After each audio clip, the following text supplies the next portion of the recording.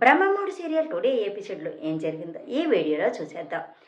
కన్నీళ్లతో రాజుకి నిజం చెప్పేసిన కవి, అప్పు ప్రాణాలకు ప్రమాదపడ్డ అన్నయ్యని చెప్పిన కవి, అసలు ఏం జరిగింది, అప్పుకి ప్రమాదమని కవి ఎందుకు చెప్పాడు లాంటి పూర్తి వివరాలైతే ఈ వీడియోలో చూద్దాం. అయితే ఒకవైపు రేవతి పుల్లి స్వరాజులకు ఇంట్లో స్థానం అయితే దక్కింది. అయితే దాంతో రుద్రాన్ని రాహుల్ తప్పితే మిగిలినంతా సంతోషంగా ఉంటారు. అయితే అప్పు మాత్రం తన అక్క ఆరోగ్య సమస్య గురించి అయితే డాక్టర్ చెప్పిన మాటల గురించి చాలా ఆలోచిస్తూ, అక్క కడుపులో పెరిగే బిడ్డ గురించి ఆలోచిస్తూ ఉండిపోతుంది, అల్లాడిపోతుంది. ఇంతలో కవి రావడం జరుగుతుంది. దాంతో కవి ఆరా తీస్తాడు, తన బాధ కారణం చెబుతుంది ఇంకా అప్పు. అయితే ఇంతలో అప్పుకి డాక్టర్ ప్రియా అనే కాల్ చేస్తుంది. లిఫ్ట్ చేయకుండా అప్పు అయితే మరింత బాధపడడం జరుగుతుంది. వెంటనే కవి, కాల్ లిఫ్ట్ చేయప్పు, ముందు లిఫ్ట్ చేయి, లేదంటే నీకు వచ్చిన కాల్ వదినకు వెళ్తుంది, మనం చెప్పకపోతే ఆవిడే చెప్పేస్తుంది కదా, ఇంకా ప్రమాదం, త్వరగా లిఫ్ట్ చేసి ఏదో ఒకటి మాట్లాడు అంటాడు. హలో అప్పు గారు, కావ్యకు విషయం చెప్పారా అంటుంది డాక్టర్ ప్రియా. లేదు డాక్టర్ గారు, ఈరోజు ఇంట్లో పండుగ ఉందని చెప్పాను కదా, అది చెప్పి ఇంట్లో అందరి మూడు పాడు చేయడం ఎందుకని చెప్పలేదండి అంటుంది ఇంకా అప్పు అయితే నసుగుతూ. ఏం మాట్లాడుతున్నారండి, ప్రయాణం కంటే పండుగ ఎక్కువైపోయిందా మీకు, మీరు ఇలా టైం వేస్ట్ చేస్తూ పోతే తర్వాత ఆరోగ్య సమస్య అయ్యేది మీ అక్కకే, ప్రయాణం విలువ తెలిసిన దాన్ని కాబట్టి చెబుతున్నాను. టైం దాటిపోయాక వచ్చి సాయం చేయమంటే నేను కూడా ఏం చేయలేను, పండుగ పోతే తిరిగి వస్తుందండి, ప్రయాణం పోతే తిరిగి వస్తుందా, రాదుగా, ఆలోచించుకోండి అని ఫోన్ పెట్టేస్తుంది ఇంకా డాక్టర్ ప్రియ అయితే. ఇక వెంటనే కవి, అప్పు డాక్టర్ ఏమన్నారు అని అంటాడు. ఇంకా అక్కకు ఎందుకు చెప్పలేదు అని కోప్పడుతున్నారు కోచి, కానీ నేనేం చేయను, అక్కను చూస్తూ నిజం చెప్పడం నా వల్ల అయితే కావట్లేదు అని ఇంకా ఏడ్చేస్తుంది అప్పు. ఈరోజు కాకపోయినా రేపైనా నిజం చెప్పాల్సిందే కదా పొట్టి, మనసు చంపుకొని చెప్పక తప్పదు అంటాడు కవి. లేదు కోచి, నా వల్ల కాదు, నేను చెప్పలేను అంటుంది ఇంకా అప్పు అయితే. అయితే నేనే చెప్పేస్తానులే అంటాడు కవి. అలా ఎలా చెబుతావు కోచి అంటుంది అప్పు కంగారుగా. చెప్పకపోతే వదినకు ఆ డాక్టర్ అయినా ఫోన్ చేసి చెప్పేస్తుంది కదా, అదే జరిగితే వదిన ముందు మనం తప్పు చేసిన వాళ్ళ నిలబడాలి. పైగా డాక్టర్ చెప్పడం వేరు, మనం చెప్పడం వేరు.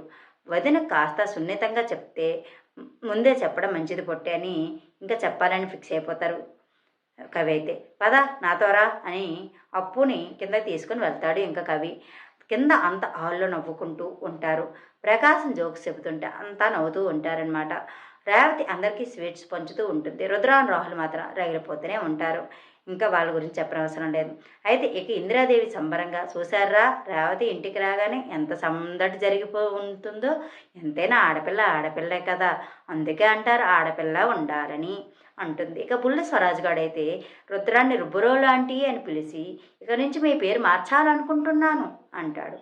ఏంట్రా అది అని సుభాష్ అడిగితే, అబద్ధాలాంటి అంటాడు. దాంతో రుద్రాన్ని కోపంగా కొట్టడానికి బుడంకాయ్ అని వస్తుంది. తప్పుకొని అపర్ణాదేవి ముందుకు వెళ్ళి ఆమె ఒళ్ళో కూర్చుని, ఇదిగో మా అమ్మమ్మతో ఉన్నాను, నా వెనుక మా అమ్మమ్మ ఉంది అంటాడు. దాంతో రుద్రానైతే ఆగిపోతుంది, రగిలిపోతూ ఉంటుంది ఇంకా. అయితే అపర్ణాదేవి ఒళ్ళో కూర్చుని ముద్దులు పెడుతుంటే, నా మనవడి వెనుక నేను ఉన్నాను అంటుంది. అంత గరాభం పనికిరాదు, నెత్తినెక్కుతారు అంటుంది రుద్రాని కోపంగా. ఇక కావ్య ఇంద్రదేవి ఇద్దరు బుల్లి స్వరాజ్కు తమను ఎలా బ్లాక్మెయిల్ చేసి చాక్లెట్స్ బిస్కెట్స్ లాగేసేవాడు ఇంకా చెబుతూ ఉంటారు అందరికీ. ఏంట్రా ఫ్రెండ్, నాకు తెలియకుండా ఇంత డ్రామా ఆడావా అంటుంది ఇంకా అపర్ణాదేవి. అవును మరి, ఊరికే బిస్కెట్స్ చాక్లెట్స్ ఇస్తే ఎవరిస్తారు అడిగితే, అందుకే బ్లాక్మెయిల్ చేసి లాగేసేవాడిని అంటాడు. రే నిన్ను అని చెవి మిడివైపోతుంది. మామయ్య హెల్ప్ హెల్ప్ అని రాజు ఒళ్ళోకి పరిగెత్తేస్తాడు ఇంకా బుల్లి స్వరాజ్. ఇంకా బుల్లి స్వరాజ్ ముద్దులు పెట్టి తాను కూడా ముద్దులు పెట్టించుకుని ప్రేమగా మాట్లాడుతుంటే ఇందిరాదేవి సంబరంగా కొన్న ఆర్పకుండా రాజుని ఇంక చూస్తూ ఉంటుంది. ఏంటి నాన్నమ్మ అలా చూస్తున్నావు అంటాడు రాజు. ఇంకా మేనల్లుడిని అంత ప్రేమగా చూసుకుంటున్నావంటే రేపు నీకు నీ కొడుకో కూతురో పుడితే ఎలా చూసుకుంటావో అని అంటుంది ఇంక ఇందిరాదేవి.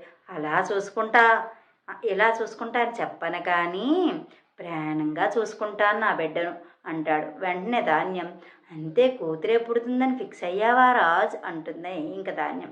ఇక రాజ్ అలా అనేసరికి కావ్య మురిసిపోతూ ఉంటుంది, మిగిలిన వాళ్ళంతా పొంగిపోతూ ఉంటారు. కావ్య అప్పు గుమ్మం దాకా వచ్చి ఆ మాటలు విని వాళ్ళలో వాళ్ళు కుమిలిపోతారు. అగ్నిపర్వతం పేలినట్లుగా అల్లాడిపోతారు.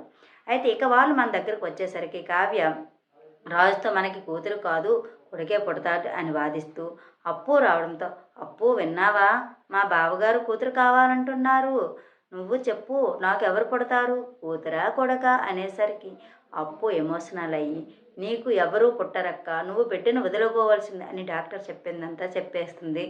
అయితే కావ్య షాక్ అయిపోయి వణికిపోతూ ఉంటుంది. మిగిలిన వాళ్ళంతా షాక్తో పైకి లేస్తారు. నా బిడ్డను నేను వదులుకోను అంటూ కావ్య కళ్ళు తిరిగి పడిపోతుంది. అప్పుడు అప్పు అప్పు అని పిలుస్తుంది ఇంకా కావ్య. ఊళ్ళకి పడి చూస్తుంది ఇంక అప్పు. అంతే, అదంతా అప్పు నిలబడి కన్న కలనమాట. చెప్పు అప్పు, నాకెవరు పుడతారు అని కావ్య అడుగుతుంటే అప్పు ఆవేదనగా అక్క అని గట్టిగా అట్టుకొని కన్నీళ్ళైతే పెట్టుకుంటుంది. ఏమైంది అప్పు అంటుంది ఇంకా కావ్య అయితే అయోమయంగా. బహుశా అక్క మీద ప్రేమో లేక ప్రెగ్నెన్సీ టైం గుర్తొచ్చి భయమే అయి ఉంటుందని నవ్వుతుంది ఇంక ఇందిరాదేవి అయితే. ఇక సీన్ చేస్తే అప్పు కవి మళ్ళీ గదిలోకి వెళ్ళిపోతారు. నేను చెప్పలేకపోయాను కూర్చొని అప్పు ఏడుస్తుంటే, నేనే చెబుతాను వదంతో కాదు అన్నయ్యతో చెబుతానని ధైర్యం తెచ్చుకొని బయటికి వెళ్తాడు కవి. కమింగప్లో రాజుని కవి బయటికి తీసుకుని వెళ్తాడు. అయితే అక్కడ మొదట ఏడుస్తూ డాక్టర్ రిపోర్ట్ చూసి అప్పుకు ఒక ప్రాబ్లం ఉందని చెప్పారు, అలాగే 9 నెలలు క్యారీ చేస్తే అప్పు ప్రాణాలకి ప్రమాదం అని చెప్పారన్నయ్య, నా పరిస్థితిలో నువ్వు ఉంటే ఏ నిర్ణయం తీసుకుంటావు అన్నయ్య అంటాడు ఇంక కవి ఏడుస్తూ. అప్పు నొప్పించి ముందు ఆ బిడ్డని తీసేస్తాను రా అంటాడు రాజు ఆవేదన. అయితే ఒప్పించు అన్నయ్య ఒప్పించు, సమస్య అప్పు కాదు వదినికి అంటాడు కవి ఇంకా ఏడుస్తూ అనమాట. రాజు ఇంకా నిర్ఘాంతపోతాడు. సీన్ కట్ చేస్తే రాజు ఇంటికి వచ్చేసరికి కావ్య నవ్వుతూ చాలా ఆనందంగా ఉంటుంది. రాజు మాత్రం అల్లాడిపోతూ కన్నీళ్లతో అసలు విషయం ఎలా చెప్పాలి, నిజం ఎలా చెప్పాలని ఎలా ఒప్పించాలనుకుంటూ ఇంకా బాధపడుతూ తనలో తానే బాధపడుతూ ఉంటాడు. అయితే మన కళావతి ఒప్పుకుంటుందా, కళావతికి ఏదైనా సాధ్యమే అని చాలా విషయాల్లో ఆత్మ సంకల్పంతో చాలా విషయాల్లో సాల్వ్ చేస్తుంది. అయితే ఈ బిడ్డను ఇంకా కనేస్తుందా లేదా ఏం చేస్తారో, రాజు పూర్తిగా తీయించేద్దామంటాడో, దానికి కావ్య ఒప్పుకుంటుందంటారా లేదా అన్నది మీ అభిప్రాయాన్ని కామెంట్ రూపంలో తెలియజేయండి. అలాగే మన ఛానల్ను మొదటిసారిగా చూస్తున్నట్లయితే సబ్స్క్రైబ్ చేసుకోండి ఫ్రెండ్స్. అలాగే లైక్ చేయండి, షేర్ చేయండి. మీ అభిప్రాయాన్ని కామెంట్ రూపంలో తెలియజేయండి.